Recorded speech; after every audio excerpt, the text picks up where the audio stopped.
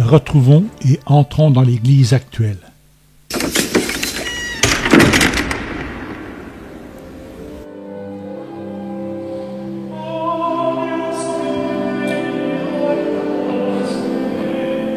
Nous la voyons ici telle qu'elle était avant les prescriptions du Concile de Vatican II qui s'est déroulé entre 1962 et 1965.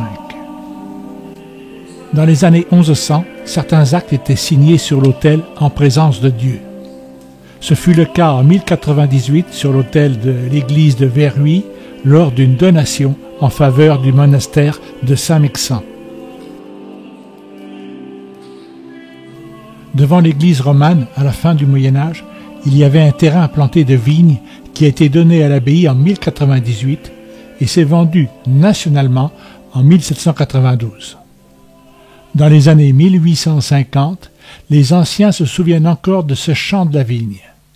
Si on regarde sur le cadastre napoléonien de 1837, aucune trace de ce champ de la vigne. Par contre, un détail surprenant, c'est l'absence de cimetière. Autrefois, les cimetières étaient souvent à proximité des églises, voire touchaient l'église. En regardant d'une manière plus précise le cadastre, on voit ici à proximité du bourg un petit détail. Alors je vais vous le situer. Vous voyez le calvaire, vous voyez le jardin public actuel, la route de Saint-Lin, et sur cette parcelle 266 est mentionné le jard du cimetière, le jard J-A-R-D. La définition de ce mot est la suivante. Gravier, caillouteux ou petit galet formant des bancs sur les bords d'une rivière, d'un fleuve.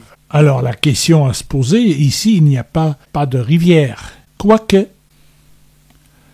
observons une carte hydrographique de Verhuis.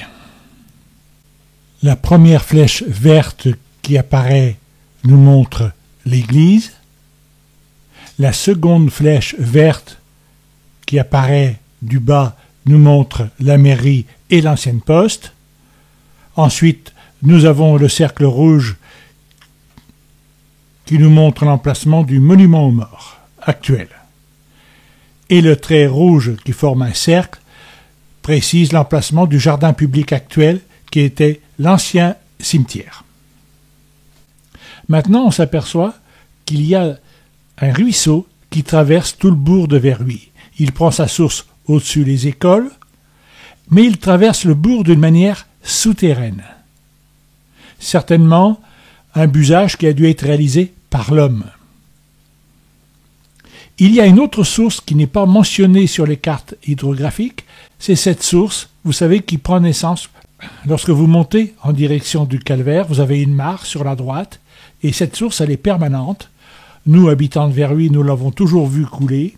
Elle est en dessous la place du Sceau, et cette source rejoint également le ruisseau souterrain. Et maintenant, on peut se poser la question, ce mot jard, J-A-R-D, qui signifie terrain caillouteux, gravillonneux, n'est-il pas à l'origine de ce passage de ruisseau qui peut être plus ou moins déplacé? Ceci n'est pas une affirmation, simple supposition. Alors on sait que le jardin public aujourd'hui, c'est l'ancien cimetière qui a été déplacé en 1933. Tous nos parents ont connu ce cimetière. Mais, là encore, surprise. Nous allons monter cette route du calvaire et nous allons prendre au calvaire ce petit chemin à droite. C'est l'ancienne route ou chemin de La Chapelle-Bâton Verhuis via Saint-Rémy. Et sur la parcelle 214-215, nous voyons inscrit le cimetière, près de Les Beaupins. S'agit-il de l'ancien cimetière avant celui du jardin public? Puisque nous sommes dans les cimetières, terminons par le cimetière actuel.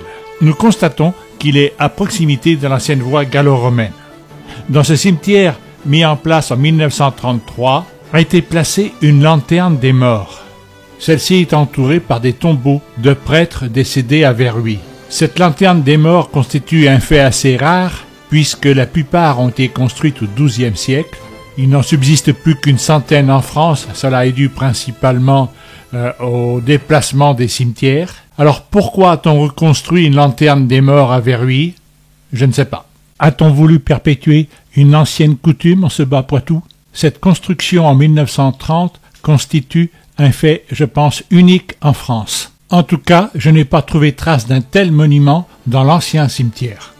Maintenant, nous allons découvrir un cliché de Louis-Marie Champem, qui est déposé au ministère de la Culture, d'une partie de ce cimetière non utilisé.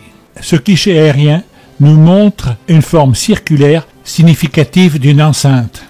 De quelle époque s'agit-il? N'oublions pas que nous sommes à proximité de la voie gallo-romaine.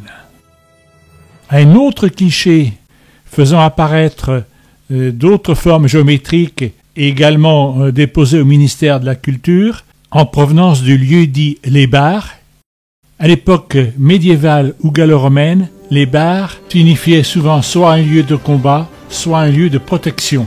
Pour préciser qu'à l'époque gallo-romaine, la région était certainement davantage peuplée qu'on ne le pensait, puisqu'à Mazières a été détecté toujours par photo aérienne sur le site de Ternant, un théâtre gallo-romain.